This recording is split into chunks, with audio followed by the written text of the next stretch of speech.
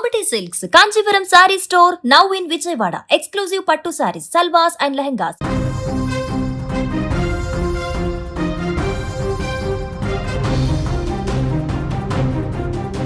కాకినాడ జిల్లా కోటనందూరులో తీవ్ర విషాదం చోటు చేసుకుంది. కుటుంబ కలహాలు, అత్తింటి వారి వేధింపులు, కొడుకుతో కలిసి తల్లి బల్వన్మరణం చేసుకున్నటువంటి ఘటన స్థానికంగా ఇప్పుడు కలకలం రేపుతోంది. అనకాపల్లి జిల్లా నర్సీపట్నం నియోజకవర్గం పెద్ద బొడ్డేపల్లి గ్రామానికి చెందినటువంటి ఒడిశల భాగ్యలక్ష్మి, ఆమె కుమారుడు సాయి ఈశాన్ మృతదేహాలు కాకినాడ జిల్లా కోటనందూరు మండలం కాకరాపల్లి సమీపంలోని తమ్మయ్య చెరువులో కనిపించడం ఇప్పుడు తీవ్రంగా అక్కడ కలకలం రేపుతున్నాయి. ఈ మరణాల వెనుక నిజాలు కంటతడి పెట్టిస్తున్నాయి జరిగినటువంటి పరిణామాలు. ఈ కేసులో బంధువులు, గ్రామస్తులు తెలిపినటువంటి వివరాల ప్రకారం చూస్తే రాజమండ్రి సమీపంలోని ధవళేశ్వరానికి చెందిన భాగ్యలక్ష్మికి పెద్దబొడ్డేపల్లికి చెందినటువంటి దుర్గాప్రసాద్తో 4 ఏళ్ల క్రితం వివాహం జరిగింది. కోటి ఆశలతో కాపురానికి వెళ్ళిన భాగ్యలక్ష్మికి తన పేరులో ఉన్న భాగ్యం తన కాపురంలో లేదని కొన్నాళ్లకే అర్థమైపోయింది.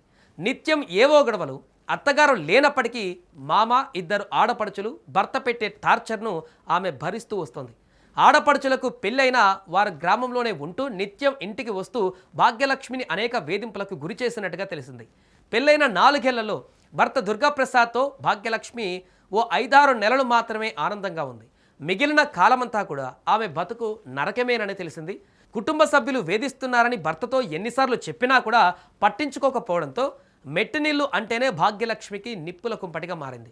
ఈ క్రమంలో ఆమె 5-6 సార్లు పుట్టింటికి వెళ్ళింది. ఈ 4 ఏళ్లలో ఎన్నోసార్లు పెద్దలు జోక్యం చేసుకొని సర్ది చెప్పినా కూడా కాపురం కుదుటపడలేదు.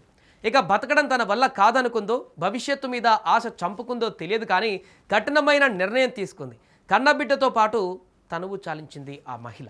భాగ్యలక్ష్మి తన కుమారుడు ఈశాన్ను తీసుకుని ఆదివారం ఉదయమే ఇంటి నుంచి బయటకు వచ్చేసింది.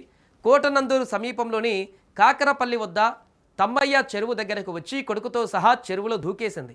బహుశా రాత్రి వేళలో జనసంచారం లేని సమయంలో ఆమె ఆత్మహత్యకు పాల్పడినట్టుగా తెలుస్తోంది.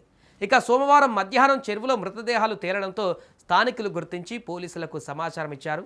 ఇక వెంటనే పోలీసులు రంగంలోకి దిగారు. మరోపక్క భాగ్యలక్ష్మి ఉన్నత విద్యావంతురాలు, ఎంఎస్సి ఆర్గానిక్ కెమిస్ట్రీ చేశారు. చదువులో ఎన్నో విజయాలు సాధించిన ఆమె కుటుంబ కలహాల ఒత్తిడిని మాత్రం జయించలేకపోయింది.